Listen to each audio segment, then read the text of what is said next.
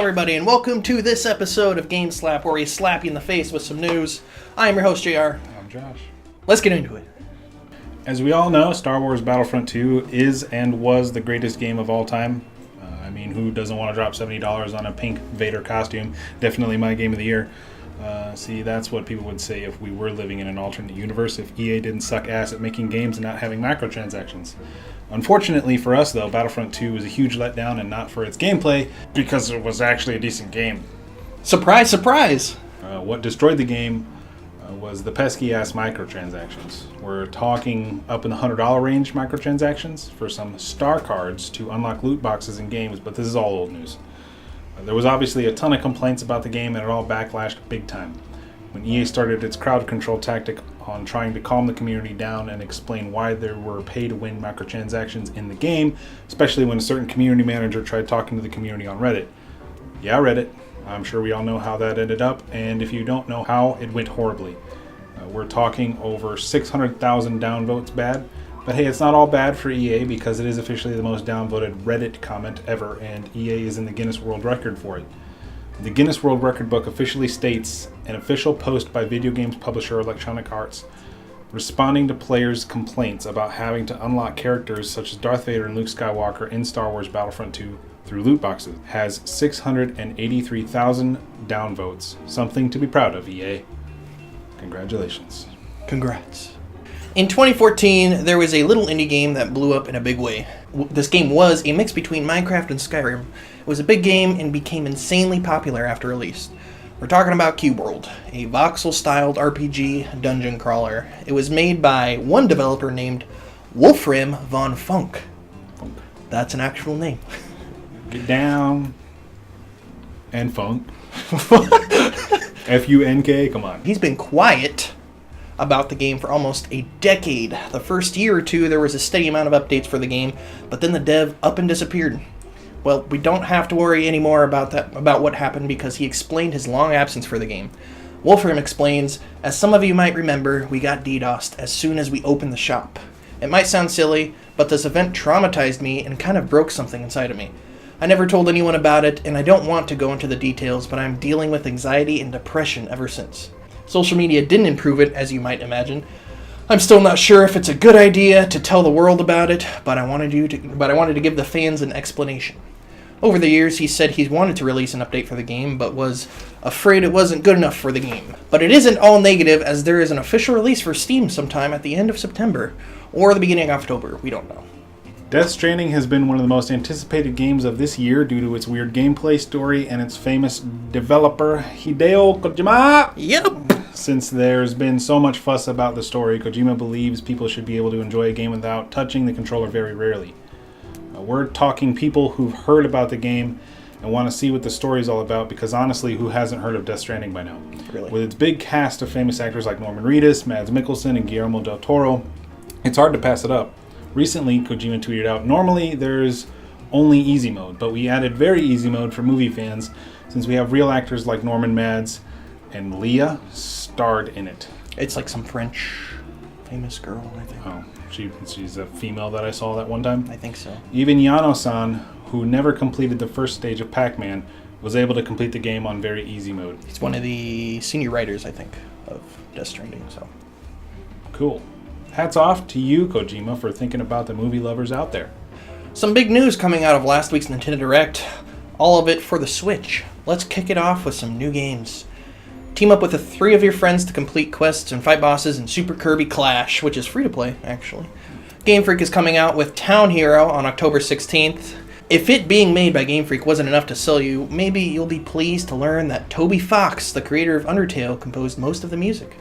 Divinity Original Sin 2 was released, and it features cross-save between Switch and Steam. 2 games expecting a release in 2020.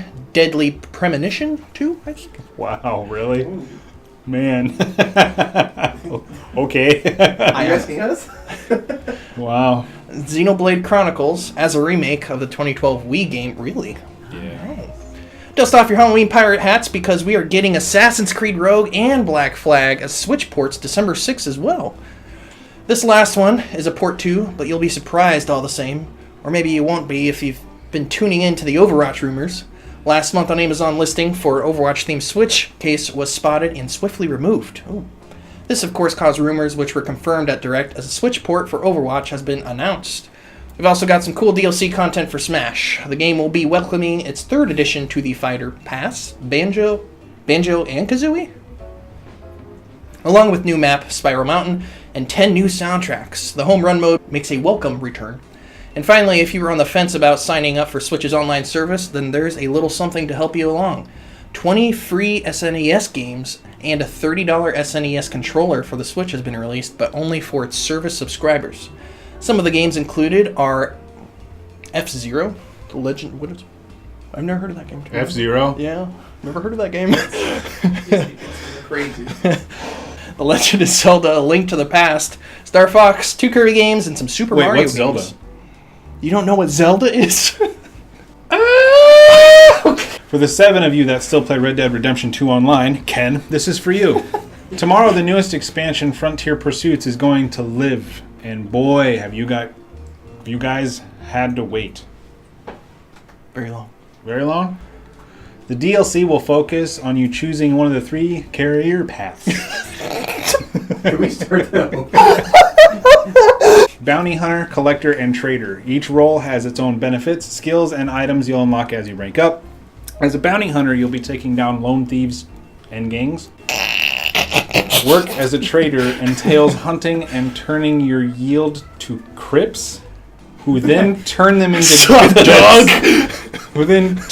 goods to be delivered for profit. Keep wary, as you'll sometimes have to defend your camp from raiders. As you rank up, you'll be able to teach your dog companion to warn you of incoming raids. As a collector, you'll spend your time hunting for rare treasures to sell to Madame Nazar. The more you level up, the more stuff you unlock. To make collecting easier, like an increased carry capacity or a metal detector. They had metal detectors. Is that how far back the Crips really go? The old West? They started. Well, there's just like Yeah, from the Quip name.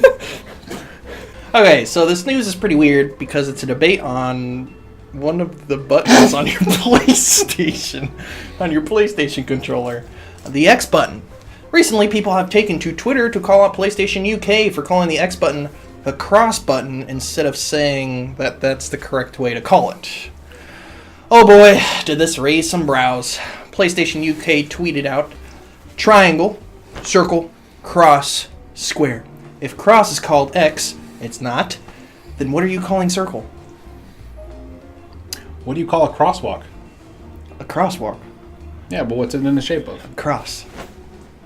An X. Are you with UK? I'm with Japan. They call it cross. Oh. After that tweet, thousands flocked to Twitter to set things straight. One profile named Nero Agent Crimson tweeted back saying, "Because this debate grinds my gears, I'll finish this once and for all. Crosses have the same distance between each stick. Crosses form a square. X's don't have the same distance between each stick. X's form a rectangle. Basic geometry." Is that basic geometry? I'm sorry, what? Yeah. I don't get it. It's a. That's really confusing. But continue. Another Twitter user named Arby says, anyone who says... Arby's? Arby's. Anyone who says cross is a cop. Gonna get the cross combo. I don't know about you guys, but I'm pretty sure it's called an X. But according to 135,000 others, it is X, which... I call it X. It's X. What do you guys call the southern button on the controller? X or cross? I call it the southern button. The southern button. Thank you for watching this week's episode of Game Slap. We hope you enjoyed it, because he definitely did. I don't enjoy anything. Well, leaving off of that, I've been your host, JR. Does it really matter who I am? Okay. I'm Josh. Don't forget to go hit that subscribe button below, Somewhere. right there, to catch Usually up around here. on any videos that we got going up soon. So,